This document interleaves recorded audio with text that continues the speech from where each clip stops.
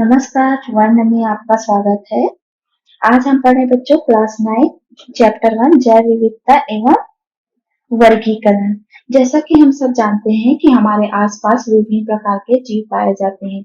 इनमें से तो कुछ जीव पानी में रहते हैं, कुछ जीव स्थल में रहते हैं, कुछ हवा में रहते हैं, कुछ जीव तो इतने सूक्ष्म होते हैं कि सूक्ष्म आंखों से दिखाई भी नहीं देते हैं, जैसे कि अमीबा, यूग्लिना। ये क्या है, हमको सूक्ष्म आंखों से दिखाई नहीं देते हैं। इनको देखने के लिए हमें किसकी जरूरत पड़ती है? हमें सूक्ष्मदर्शी की जरूरत पड़ती है। और कुछ जीव जो होते हैं जो बहुत विशाल होते हैं, बहुत विशाल जीव में जैसे कि हाथी है और व्हेल है, तो ये क्या है, बहुत विशाल जीव है। इस प्रकार क्या है, हमारे पर्यावरण में बहुत सारी विभिन्नता पाई जाती है। तो बच्चों आज हम पढ़ रहे हैं जैव विविधता। क्या पढ़ रहे हैं? जैव विविधता।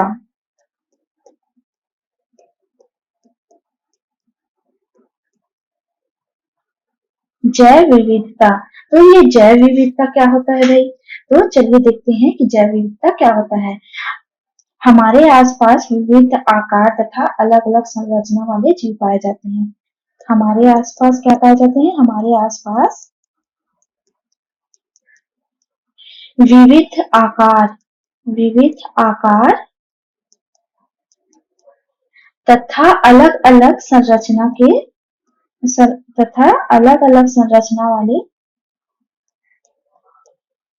अलग अलग संरचना वाले जीव पाए जाते हैं।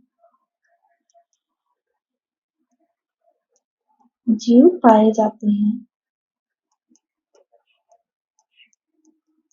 जीव जगत में पाई जाने वाली इस असामान्य विविधता को क्या कहते हैं? जैविक विविधता कहते हैं। जीव जगत में पाई जाने वाली इस असामान्य विविधता को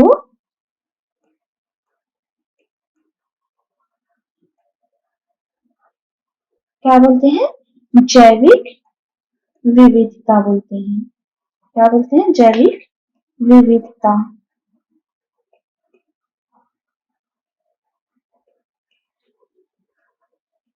तो जैव विविधता किसको बोलते हैं? हमारे आसपास क्या है, विविध आकार तथा अलग अलग संरचना वाले जीव पाए जाते हैं। जैसे कि हमने अभी आपको बताया कि अलग अलग जो संरचना होते हैं, जो कुछ तो जो है जमीन में पाए जाते हैं, तो कुछ पानी में रहते हैं, कुछ हवा में रहते हैं। जैसे सूक्ष्म जीव है वो किस में रहते हैं? वो हवा में रहते हैं, जो हमको खुली आंखों से दिखाई नहीं देते हैं। इस प्रकार क्या है, और कुछ बहुत विशाल जीव पाए जाते हैं, जैसे हाथी जैसे विशाल जीव है। तो अलग अलग संरचना और आकार वाले जो है विविध प्रकार के जीव पाए जाते हैं। और इसी जो असामान्य विविधता के कारण इसको क्या बोलते हैं? जैव विविधता बोलते हैं। जैव विविधता या जीव विविधता जो है, जैव विविधता या जीव भिन्नता पृथ्वी पर पाए जाने वाली विभिन्न प्रकार की उन जैविक प्रजातियों को कहते हैं जो अपने अपने प्राकृतिक आवास में पाई जाती हैं।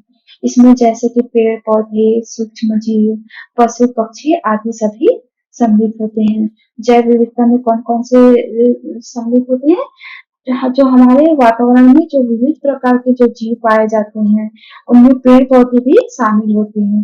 पेड़ पौधे, सूक्ष्म जीव, पशु पक्षी, मनुष्य और अन्य प्रकार के जीव जंतु जो है, ये सभी प्राणी जो है उसमें सम्मिलित होते हैं जैव विविधता में। जो जैव विविधता शब्द है उसका प्रयोग क्या है? पृथ्वी पर जीवन की विशाल विविधता का वर्णन करने के संदर्भ में किया जाता है। जैव विविधता का उपयोग किसमें किया जाता है?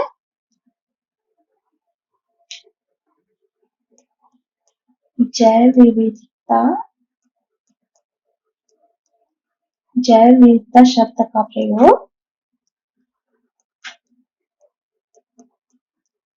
पृथ्वी पर जीवन की विशाल विविधता का वर्णन करने के संदर्भ में किया जाता है। पृथ्वी पर जीवन की विशाल विविधता विशाल विविधता का वर्णन करने के लिए संदर्भ में किया जाता है।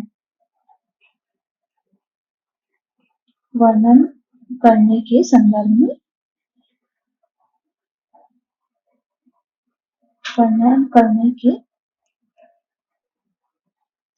में किया जाता है।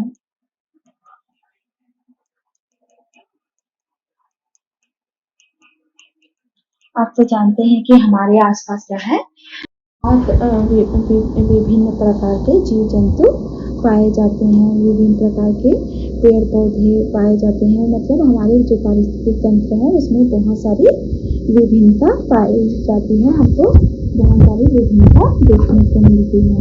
हम अपने आसपास देखें तो हमको कई प्रकार के जीवों के समूह दिखाई देते हैं। इन जीव समूह के सदस्यों में भिन्नताएं भी हैं व समानताएं भी होती है। जो जीव समूह है उसमें क्या है, विभिन्नता भी होती है और समानता भी होती है। जैसे कि घोड़े, बिल्ली, कुत्ते आदि जानवरों के समूह को दर्शाते हैं। जो घोड़े होते हैं, बिल्ली, कुत्ते होते हैं, वो किसके समूह को दर्शाते हैं? जैसे कि घोड़े, बिल्ली, कुत्ते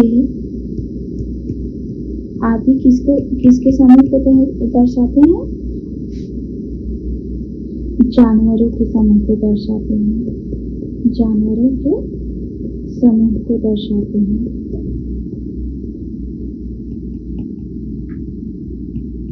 जो घोड़े हैं, बिल्ली है, कुत्ते हैं आदि किसके समूह को दर्शाते हैं? जानवरों के समूह को दर्शाते हैं।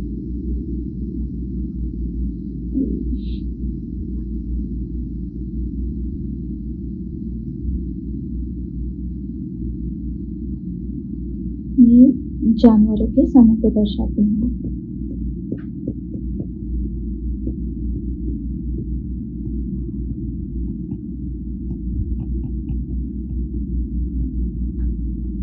जो घोड़े, कुत्ते, बिल्ली हैं वो किसके समूह को दर्शाते हैं? जानवरों के समूह में। एक घोड़े, कुत्ते, बिल्ली बोलने से हमको क्या समझ में आता है? ये सब क्या जानवर हैं। अब जो नीम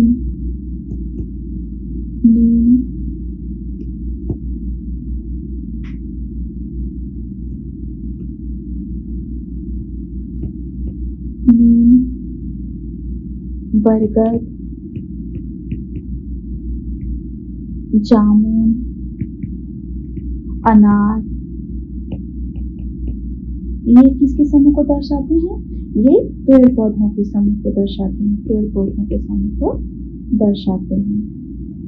जो नीम, बरगद, जामुन, अनार है वो किसके समूह को दर्शाते हैं? पेड़ पौधों के। और घोड़े, कुत्ते, बिल्ली ये जानवरों के समूह को दर्शाते हैं। अब देखते हैं, यदि हम इन दोनों समूह के सदस्यों के लक्षणों की तुलना करें तो हम पाते हैं कि एक समूह विशेष के सदस्य अन्य समूहों की अपेक्षा अधिक समान लक्षण रखते हैं। जो एक समूह के सदस्य होते हैं वो दूसरे समूह के बजाय अधिक समान लक्षण रखेंगे। दोनों में क्या है, समानता ज्यादा मिलेगी। जैसे कि घोड़े, कुत्ते, बिल्ली है तो इन सब में क्या है, एक समान लक्षण हमको दिखाई देगा। इसके बजाय पेड़ पौधों के बजाय क्या है, इनके समूह में जो है घोड़े, बिल्ली, कुत्ते जो जानवरों के समूह है उसमें क्या है, अधिक समानता दिखाई पड़ेगी। जबकि नीम, बरगद, जामुन, अनार ये पेड़ है, ये जो पेड़ पौधों के समूह में आते हैं, इसमें क्या है, हमको जो जानवरों के समूह है उसमें क्या समानता दिखाई देगी? बिल्कुल नहीं दिखाई देगी। तो इन समूहों के सदस्यों को और भी छोटे छोटे समूहों में बांटा जा सकता है। तो ये समूह है उनके जो अन्य जो समूह है उसमें क्या है, इनको छोटे छोटे समूह में इन समूहों को बांटा जा सकता है।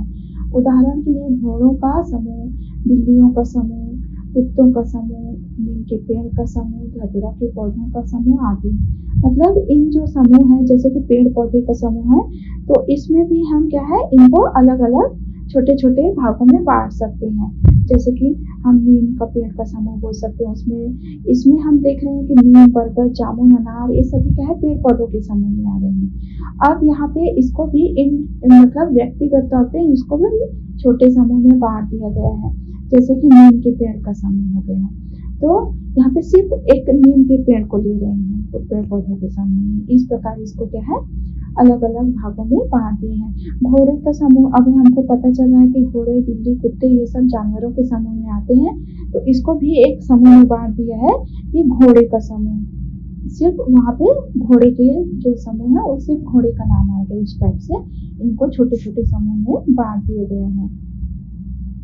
इन छोटे छोटे समूहों के सदस्यों की तुलना करने पर हम क्या पाते हैं कि इनमें अधिकांश लक्षण जो है वो समान होते हैं। जो घोड़े के समूह में हम देखेंगे, बहुत सारे घोड़ों को ले लेते हैं यहाँ पे, तो हम देखेंगे कि बहुत सारे घोड़ों में क्या है हमको अधिक समान लक्षण दिखाई देंगे। क्या दिखाई देंगे? अधिक समान लक्षण दिखाई देंगे, तथा ये लक्षण उन्हें किसी भी जो है क्षेत्र में विशेष ये जो लक्षण है उन्हें अन्य छोटे समूह से अलग करते हैं। ये जो लक्षण है उनके जो विशेष लक्षण है वो क्या है अन्य समूह से अलग करते हैं। हम जब तुलना करेंगे तो अधिकांश जो लक्षण है वो समान होते हैं और ये लक्षण उन्हें क्या है अन्य छोटे समूह से अलग करते हैं। ये लक्षण इस समूह के सभी सदस्यों में मिलते हैं, चाहे वह सदस्य पृथ्वी के किसी भी क्षेत्र में रहता हो। अब हम देखेंगे कि एक घोड़ा है, यहाँ पर एक घोड़ा है, तो वो जो घोड़ा है अब वो पृथ्वी के किसी भी दूसरे क्षेत्र में मिलेगा तो वो घोड़ा घोड़ा ही रहेगा कि नहीं रहेगा? वो कहीं पर भी चला जाए तो उसमें भी वही लक्षण मिलेंगे जो पहले वाले घोड़े में मिलेंगे। उनका भी वही 4 पैर रहेगा, पूंछ रहेगी, इस टाइप से वो समान लक्षण हमको वो किसी भी क्षेत्र में चला जाए हमें सेम लक्षण दिखाई देगा। तथा इन्हीं के आधार पर क्या है उस समूह को जाति की संज्ञा दी गई है। और इसी जो समान लक्षण के कारण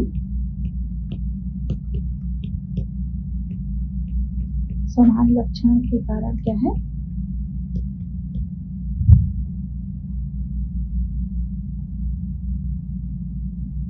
उस समूह को जाति की संज्ञा दी गई है। जाति की संज्ञा दी गई है किसकी? जाति की।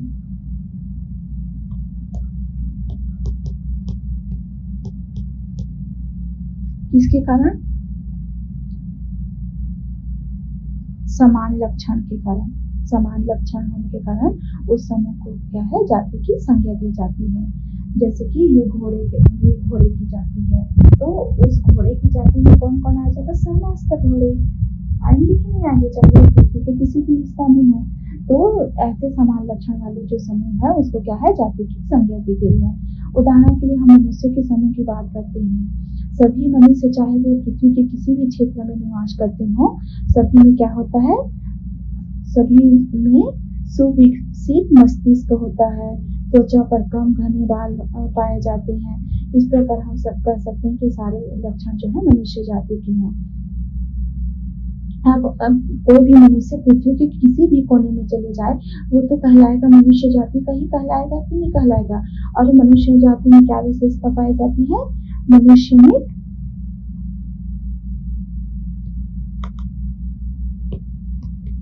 में सुविकसित मस्तिष्क पाया जाता है। सुविकसित मनुष्य पाया जाता है। सुविकसित मस्तिष्क क्या पाया जाता है? सुविकसित मस्तिष्क।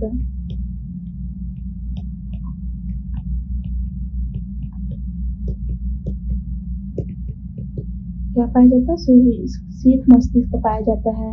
उसकी त्वचा पर कम घने बाल पाए जाते हैं। त्वचा पर कम घने बाल पाए जाते हैं। ये क्या है? मनुष्य का लक्षण है। तो मनुष्य कहीं पर भी रहे, देखे होंगे कि आप जैसे कि भालू को ले लो, तो भालू के शरीर में बहुत बाल होते हैं, लेकिन जो मनुष्य है उसकी त्वचा में क्या है? कम घने बाल होते हैं। जानवरों की अपेक्षा मनुष्य की त्वचा में कम घने बाल होते हैं, जबकि अन्य जो जानवर हैं उसके शरीर पे बहुत घने बाल होते हैं। तो इस प्रकार क्या है, मनुष्य में सुरक्षित मस्तिष्क पाया जाता है। आपने देखा होगा कि मनुष्य ही एक ऐसा प्राणी है जिसके मस्तिष्क का इतना विकास हो गया है कि वो सारे चीज समझ सकता है, बोल सकता है। सिर्फ मनुष्य को ही ये गुण मिला है कि नहीं, वो अपना विचार विमर्श व्यक्त कर सकता है। आज तो मनुष्य कहाँ चांद तक पहुंच गया है, बोलते हैं कि नहीं बोलते हैं। तो इस प्रकार जो है मनुष्य में विशेष गुण पाया जाता है, जिसके कारण वो क्या है, किसी भी पृथ्वी के किसी भी कोने में चले जाए वो कौन सी जाति के अंतर्गत आएगा, मनुष्य जाति के अंतर्गत आएगा। तो हम देखते हैं कि जो जाति एक समूह में जो बहुत सारे समानता और लक्षण दिखाई देते हैं, तो उसको हम जाति की संज्ञा देते हैं। अब हम देखते हैं क्रियाकलाप एक में कि समान दिखने वाले दो पौधों का अवलोकन कीजिए। जो क्रियाकलाप 1 है, क्रियाकलाप 1,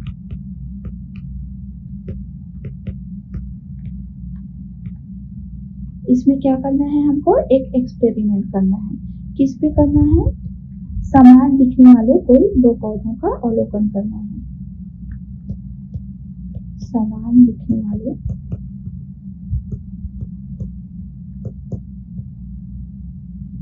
दिखने वाले कोई भी दो पौधों का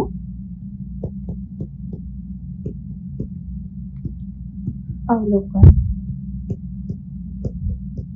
हम समान दिखने वाले दो पौधों का क्या करेंगे, अवलोकन देखेंगे। हम इसके लिए क्या करेंगे, अपने आसपास के लगभग समान आकार के दो पौधे इकट्ठे करेंगे, फिर इनका ध्यान से क्या है अवलोकन करके जो सारणी दी गई है उसको बनाएंगे।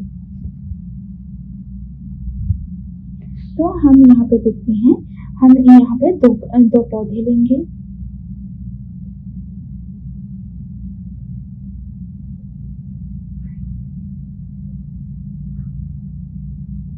ये क्या है, हमने दो पौधे ले लिए।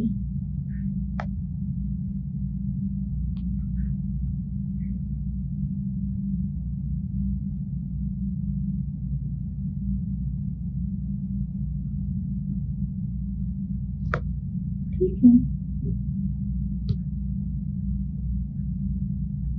मान लेते हैं कि ये गुलाब का पौधा है। ये क्या है, गुलाब का पौधा है और इसमें फूल खिले हुए हैं। अब यहाँ पर हम देखते हैं कि एक और गुलाब का पौधा ले लेंगे। क्या करेंगे, एक और गुलाब का पौधा ले लेंगे।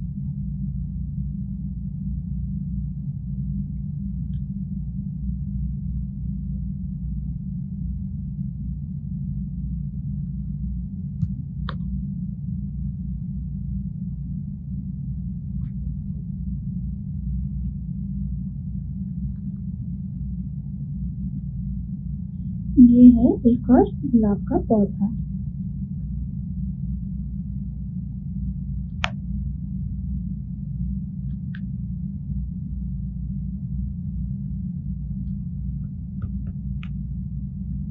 अब दोनों तो है क्या है, गुलाब का पौधा है। ये दोनों जो है गुलाब का पौधा है। ये दोनों जो है गुलाब का पौधा है। अब हम देखते हैं कि दोनों में क्या क्या भिन्नताएं हैं। अब हम इसका एक चार्ट बना लेंगे, सारणी बनाएंगे और देखेंगे कि दोनों में क्या क्या विभिन्नता दिखाई पड़ेगी। क्रम संख्या यहाँ पे लिखेंगे, पौधे का नाम,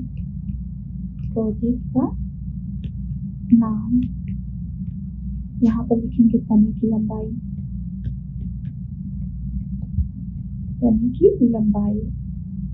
पत्तियों की संख्या,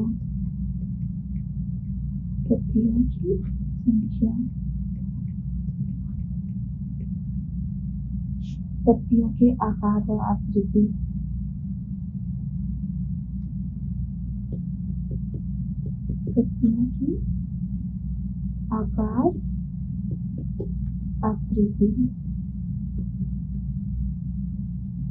पत्तियों का रंग।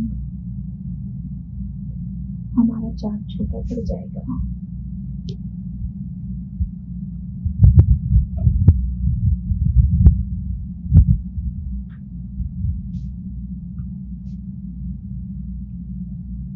पे लिखते हैं क्रम संख्या, ये पौधे का नाम।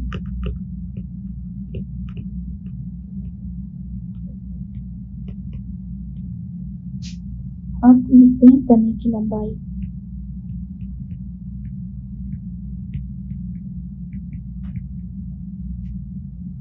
पत्तियों की संख्या, पत्तियों की संख्या, पत्तियों के आकार व आकृति, यहाँ पे लिखेंगे पत्तियों की आकार व आकृति, पत्तियों का रंग, पत्तियों का रंग, पत्तियों के किनारे, पत्तियों के किनारे और शिरा विन्यास, शिरा विन्यास।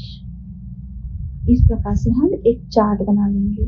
क्या करेंगे, हम एक चार्ट बनाएंगे।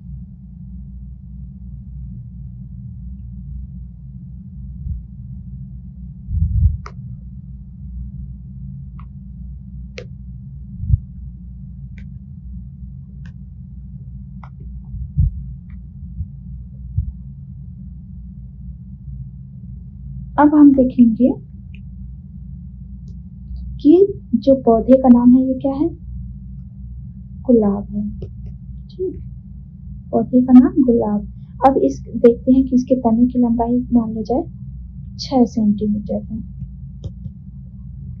है ना, और इसके तने की लंबाई जो है वो 7 सेंटीमीटर है, और इसमें जो है पत्तियों की संख्या क्या है, 1 2 3 4 5 6 7 8 है ना। तो पत्तियों की संख्या 8 है। इसमें पौधे जो पौधा जो है वो एक में, गुलाब का पौधा ये पहला है जो गुलाब का पौधा, उसमें तने की लंबाई 6 सेंटीमीटर है, और जो पत्तियों की संख्या है वो 8 है। पत्तियों की आकृति व आकार है जो है वो कैसी है, छोटे बड़े हैं। कैसे हैं, छोटे बड़े हैं। और पत्तियों का रंग कैसा है, वो गहरा हरा है या हल्का पीलापन लिए हुए है, फीका हरा है। यहाँ पे हम मान लेते हैं फीका हरा है, फीका हरा है मतलब लाइट हरा है ना। जो पत्तियां हैं वो उसका रंग क्या है, फीका हरा है। पत्तियों के किनारे जो है वो कैसे हैं, समान है। और जो शिरा विन्यास है वो जाल में जो है, शिरा विन्यास जो है ये जो किनारे होते हैं ये उसको क्या बोलते हैं, जो जाल रूप में मिलते हैं ये क्या है, शिरा विन्यास है। तो जाल रूप में है।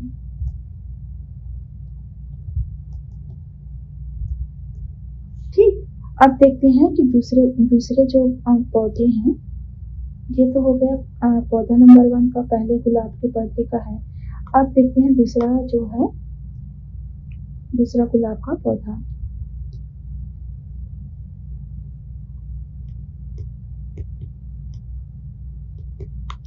गुलाब का पौधा दूसरा, तो हमने यहाँ पर देखा इसके तने की लंबाई क्या है, 6 सेंटीमीटर है।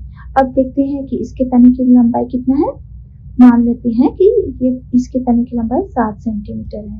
कितना है, 7 सेंटीमीटर। इसमें पत्तियों की संख्या कितनी है, 4 है। इसमें पत्तियों की संख्या 4 है, और जो पत्तियों का आकृति है वो क्या है, वो भी छोटे बड़े हैं, वो भी क्या है, छोटे बड़े हैं। और इसका जो पत्तियों का रंग है वो क्या है, गहरा गहरा हरा है। इसमें जो पत्तियां पाई गई है उसमें जो है पत्तियों का जो ये है रंग है वो क्या है, गहरा हरा है। तो कई बार क्या है, फीका हरा रहता है, कुछ क्या है, पीलापन लिए रहते हैं। कुछ जो पत्तियां हैं वो क्या है, पीलापन लिए रहते हैं। इसमें जो है गहरा हरा है, और हरा है। ठीक, अब इस जो पत्तियों के किनारे हैं वो पत्तियों का डिजाइन जो है वो क्या होता है, समान होता है कि नहीं होता है। तो इसमें भी क्या है, पत्तियों के जो किनारे हैं वो छोटे बड़े हो सकते हैं, छोटे बड़े हो सकते हैं। और जो शिला विन्यास है वो क्या है, इसमें भी जाल रूप में है। तो हम यहाँ पर देखते हैं कि जो एक ही जाति के जो पौधे हैं उसमें जो है समानता होती है, लेकिन उसमें भी क्या है, विभिन्नता पाई जाती है। इस चार्ट के द्वारा, इस एक्सपेरिमेंट से हमको क्या पता चला कि समान दिखने वाले एक ही प्रकार के पौधे में भी विभिन्नता पाई जाती है। कैसे पाई जाती है, हो सकता है इस पौधे को अत्यधिक मात्रा में क्या है, जल मिला हो या और सूर्य का प्रकाश मिला हो, तो इसका जो ग्रोथ है इससे ज्यादा, हालांकि इसमें पत्तियों की संख्या ज्यादा है लेकिन इसमें क्या है, पुष्प की संख्या ज्यादा है, इसकी पत्तियों का रंग जो है जो डार्क ग्रीन है। तो इसको अगर पर्याप्त मात्रा में पोषण मिला है तो उसकी पत्तियों का रंग जो है वो डार्क होगा, और जिसको पोषण कम मिलेगा, जिसको ज्यादा जो है सूर्य की कम मात्रा मिलेगी, उसको क्या है, पोषण कम मिलेगा, तो उसका जो पत्ती है वो क्या है, लाइट हरे रंग का होगा, और जो है उसके वो ग्रो कम करेगा, जो पत्तियां हैं वो कम ग्रो करेंगी। अब देखते हैं कि मनुष्यों का क्रियाकलाप में मनुष्यों का अवलोकन।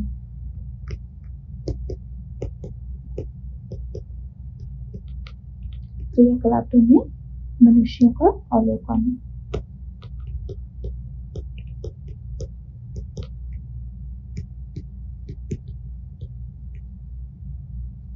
अब हम यहाँ पर मनुष्यों का भी अवलोकन करते हैं, तो हमको यहाँ पर भी पता चलता है कि बहुत सारी विभिन्नताएं होती हैं। संख्या, विद्यार्थी का नाम,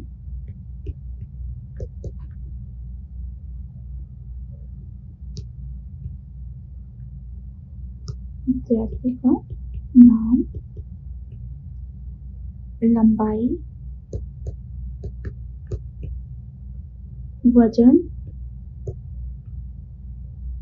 और फिर तर्जनी अंगुली की लंबाई, तर्जनी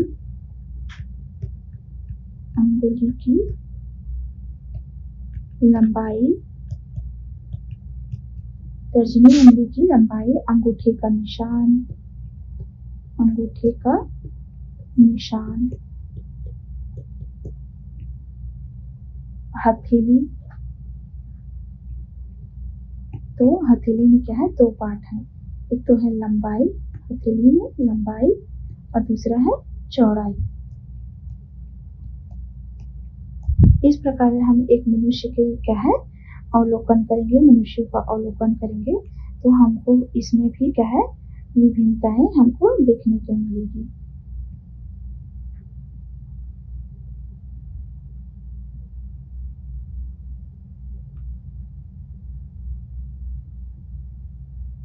इस प्रकार हम एक चार्ट बना लेते हैं।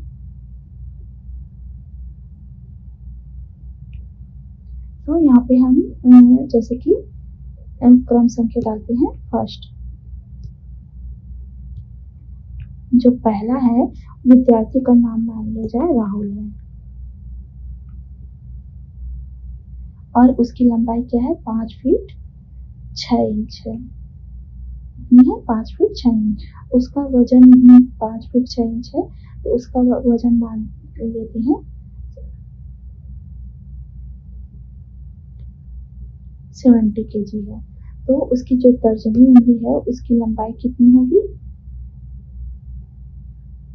मान लेते हैं उसकी जो लंबाई है वो कितनी है, 7 सेंटीमीटर है।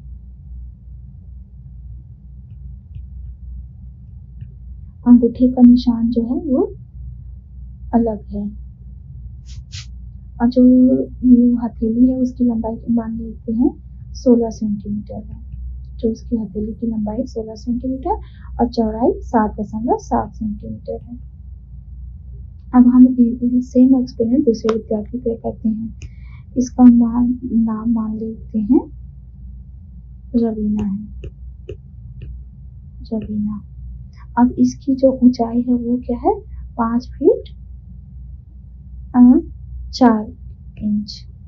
इसका जो वजन है वो है 55 kg। जो वजन है वो कितना है 55 kg। और जो इसकी तर्जनी उंगली की जो लंबाई है वो कितनी है 6 सेंटीमीटर। तो इसकी जो हथेली है, तो हथेली में क्या है लंबाई कितना है, मान लेते हैं 14 सेंटीमीटर है। हथेली की लंबाई 14 सेंटीमीटर और चौड़ाई है 6.2 सेंटीमीटर। इस प्रकार हम देखेंगे कि जितने भी विद्यार्थी हैं, जितने भी अलग अलग जो विद्यार्थी हैं, उनकी सबकी जो है यहाँ पे लंबाई चौड़ाई में हमको अंतर दिखने को मिलेगा। मान लेते हैं ये सूरज नाम का विद्यार्थी है और इसकी जो ऊंचाई है 5 फीट 5 इंच है। 5 फीट 5 इंच। इसका वजन है 58 kg और जो इसकी जो तर्जनी उंगली है उसकी लंबाई है लगभग 5.8 सेंटीमीटर। और जो हथेली की जो लंबाई है वो कितनी है, वो 15 सेंटीमीटर। और जो चौड़ाई है वो कितनी है 6.5 सेंटीमीटर। इस प्रकार हम देखेंगे कि जितने भी व्यक्ति होंगे, जितने भी अलग अलग स्टूडेंट होंगे, अलग अलग विद्यार्थी होंगे, उनका क्या है मनुष्य होते हुए भी क्या है सबका जो वजन है वो अलग होगा। जब सबकी ऊंचाई जो हाइट है वेट है वो सबका अलग अलग रहता है। इस प्रकार हम क्या है मान सकते हैं कि जितने भी प्राणी होते हैं वो उसमें क्या है बहुत सारी विभिन्नताएं हमको देखने को मिलेगी। हर चीज क्या है एक ही जाति के होते हुए भी सब में क्या है हर चीज जो है सेम नहीं होता है, सब में अलग अलग लक्षण पाए जाते हैं। और आपको पता है कि जो सभी मनुष्य हैं, प्रत्येक मनुष्य का जो है प्रत्येक मनुष्य का अंगूठे का निशान जो है निशान अलग अलग होता है, अलग अलग होता है। जो अंगूठे का निशान है वो हर किसी में अलग अलग होता है। वो कभी भी उसका कोई कॉपी नहीं कर सकता, वो बिल्कुल अलग होता है। उसको कोई भी हम नकल नहीं कर सकते। एक बार वजन सेम हो सकता है, हाइट सेम हो सकता है और आपके जो लंबाई है वो सेम हो रहा है, वजन सेम हो रहा है, अंगूठे का जो निशान है वही बट डिफरेंट हो सकता है। आपकी हो सकता है तर्जनी उंगली की लंबाई भी सेम हो सकती है और हथेली की जो लंबाई चौड़ाई है वो भी सेम हो सकती है, लेकिन क्या है उसका जो अंगूठे का निशान है वो कभी भी सेम नहीं होता है, वो सबसे अलग होता है। सभी सदस्यों में जो है अंगूठे का निशान बिल्कुल अलग होता है, एकदम डिफरेंट होता है। तो इस प्रकार बच्चों हमारी जो पारिस्थितिक तंत्र है उसमें जैव विविधता में क्या है बहुत ही अलग अलग हमको जो विभिन्नता है वो देखने को मिलती है। तो आपको क्रियाकलाप 1 और क्रियाकलाप 2 से आपको स्पष्ट हो गया होगा कि सभी जो एक समान एक ही जाति के जो लोग हैं वो हर लक्षण उनका जो है समान नहीं होता है, उनका जो लक्षण है वो एक दूसरे के विपरीत भी हो सकते हैं। तो बच्चों आज के लिए बस इतना ही। अपना जब तक अपना ध्यान रखिए, मिलते हैं अगली कक्षा में। धन्यवाद बच्चों।